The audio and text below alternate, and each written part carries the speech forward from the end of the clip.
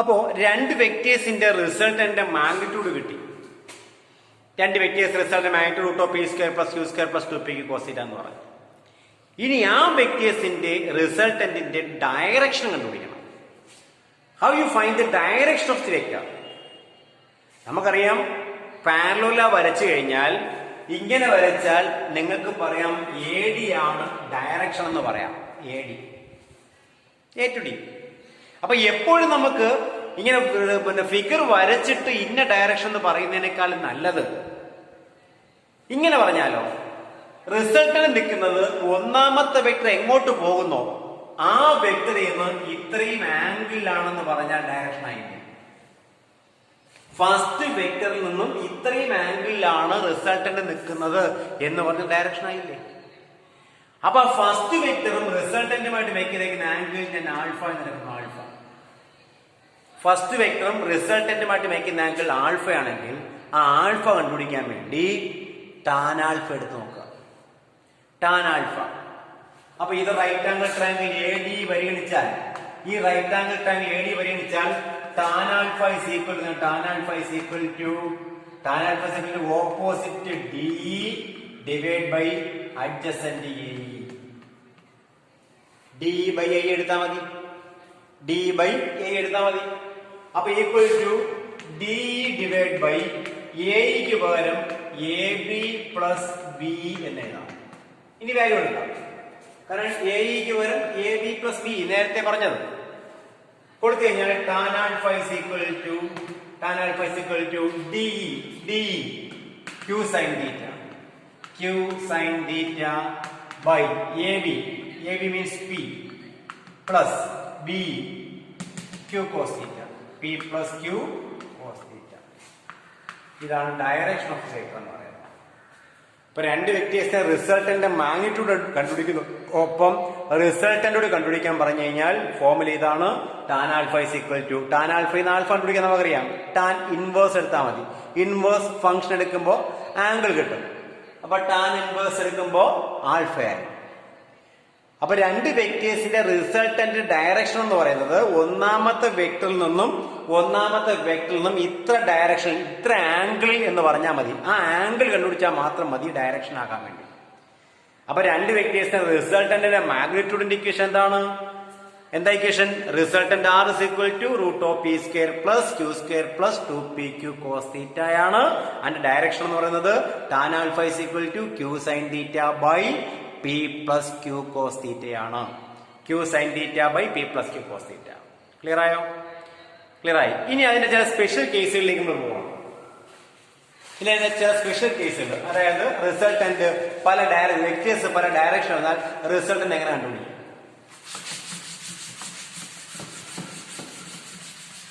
അപ്പൊ നമ്മുടെ റിസൾട്ടന്റെ ഫോർമുല ആദ്യം പറയാം. Resultant R is equal to root of P square plus Q square plus 2PQ cos theta അല്ലേ? ഇതല്ലേ ഫോർമുല? ഇനി രണ്ട് വെക്ടേഴ്സ് പാരലൽ ഒരേ ഡയറക്ഷനിലായാൽ റിസൾട്ട് ഉണ്ടാക്കാം. കേസ് 1, ഒന്നാമത്തെ case. If two vectors are parallel, അതായത് നിങ്ങൾ എടുത്തേക്കുന്ന Pയും Qയും പാരലൽ ആണെങ്കിൽ, അപ്പൊ രണ്ട് വെക്ടേഴ്സ് പാരലൽ ആകുമ്പോൾ രണ്ടും ഒരേ ഡയറക്ഷനിലാണ്. ഒരേ ഡയറക്ഷൻ ആണെങ്കിൽ അവ മേക്കുന്ന ആംഗിൾ എത്ര? സെയിം ഡയറക്ഷൻ ആണെങ്കിൽ അവ മേക്കുന്ന ആംഗിൾ 0 ആണ്. ഒരു വ്യക്തി ഇങ്ങനെ പോകുന്നു, അടുത്ത വ്യക്തി ഇങ്ങനെ തന്നെ പോയ പാരലൽ അല്ലേ? പാരലായിട്ട് പോകുന്ന ഒരിക്കലും കൂട്ടിമുട്ടത്തില്ല. ദാറ്റ് മീൻസ് ആംഗിൾ ഇല്ല. അപ്പൊ ആംഗിൾ തീറ്റ എത്ര? 0. If two vectors are parallel, then theta equal to 0. Theta 0 വന്നാൽ cos theta വാല്യൂ എത്ര? cos 0 എത്ര? തീറ്റയുടെ വാല്യൂ 0 വന്നാൽ cos 0 എത്ര? ഒന്നല്ലേ? അപ്പൊ cos theta 1. അപ്പൊ ഇവിടുത്തെ cos theta 1 ആയി. അപ്പൊ resultant R is equal to root of P square plus Q square plus 2PQ എന്ന് മാത്രമായില്ലേ? cos theta 1 വന്നു എന്ന് വെച്ചാൽ റൂട്ട് ഓഫ് ഇത് A plus B the whole square അല്ലേ? അപ്പൊ P plus Q the whole square അല്ലേ? ആ P plus Q whole square root എന്ന് വെച്ചാൽ R is equal to P plus Q ആണ്. എന്ന് വെച്ചാൽ രണ്ട് വെക്ടേഴ്സ് ഒരേ ഡയറക്ഷനിലാണെങ്കിൽ, if two vectors are same direction ആണെങ്കിൽ റിസൾട്ടന്റിന്റെ മാഗ്നിറ്റ്യൂഡ് എന്ന് പറയുന്നത് തന്നിരിക്കുന്ന വെക്ടേഴ്സിന്റെ മാഗ്നിറ്റ്യൂഡിന്റെ സമ്മിന് തുല്യമായിരിക്കും. Resultant R is equal to P plus Q എന്ന് കിട്ടി. Resultant R is equal to P plus Q എന്ന് കിട്ടി രണ്ട് വെക്ടേഴ്സ് പാരലൽ ആണെങ്കിൽ. അപ്പൊ if two vectors are parallel then resultant r is equal to p plus q. Okay, അപ്പൊ അടുത്ത രണ്ടാമത്തെ കേസ്, കേസ് 2. ഈ രണ്ട് വെക്ടേഴ്സ് ആന്റി പാരലൽ ആണെങ്കിൽ, രണ്ട് vectors anti parallel means opposite direction. if two vectors are anti parallel, if two vectors are anti parallel, anti parallel ആകുമ്പോഴത്തേക്ക് ഒരെണ്ണം വലതോട്ട് പോയാൽ അടുത്ത ഇടതോട്ട് പോകണം. അപ്പൊ ഒന്ന് അങ്ങോട്ട് പോയാൽ ഒന്ന് തിരിച്ചു വരണം. അപ്പൊ രണ്ട് വെക്ടേഴ്സ് മേക്കിംഗ് ആംഗിൾ എത്ര? ഒന്ന് അങ്ങോട്ട് ഒന്ന് ഇങ്ങോട്ട്. മേക്കിംഗ് ആംഗിൾ എത്ര? ഒരു വെക്ടർ അങ്ങോട്ട് പോയി ഒരു വെക്ടർ ഇങ്ങോട്ട് വന്നു. മേക്കിംഗ് ആംഗിൾ എത്രയാ? Angle theta. ഇതാണ് ആംഗിൾ ബിറ്റ്വീൻ വെക്ടേഴ്സ്. എത്ര വരും? ആംഗിൾ ഈക്വൽ ടു 180 വരും. 180, that is theta equal to 180. ഇപ്പൊ രണ്ട് വെക്ടേഴ്സ് പാരലൽ ആണെങ്കിൽ ആംഗിൾ തീറ്റ 0, ആന്റി പാരലൽ ആണെങ്കിൽ തീറ്റയുടെ വാല്യൂ 180. തീറ്റ 180 ആണെങ്കിൽ കോസ് തീറ്റ എത്ര വരും? കോസ് തീറ്റ കോസ് 180 വാല്യൂ -1 ആണ്. കോസ് 180 എന്ന് പറയുന്നത് -1 ആണ്. അപ്പൊ ഇവിടുത്തെ വാല്യൂ കോസ് തീറ്റയ്ക്ക് വരും -1 കൊടുക്കണം. അപ്പൊ resultant R is equal to root of P square plus Q square plus 2pq എന്നുള്ളത് 2pq എന്നുള്ളത് 2pq ഇൻറ്റു -1 എന്ന് വരും.